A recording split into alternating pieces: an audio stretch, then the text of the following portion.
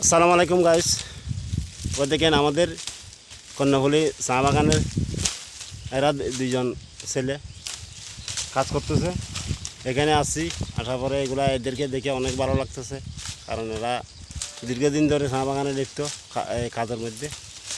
এই গাছগুলো যে মহিলারা পাতা তুলছে, পাতা তোলা ঠিক হয় না, এমনিতে গাছগুলো নষ্ট হয়ে গেছে। সে কারণে আবার এদেরকে দিয়ে ওগুলা ঠিক করানো হচ্ছে। এই গাছগুলো তো যেন আমরা যেন আবার যেন পাতা পাই, অর্থাৎ এরা সমান করে পাতা তোলে নাই। তো একটু এই জায়গাটা খারাপ, সেজন্য।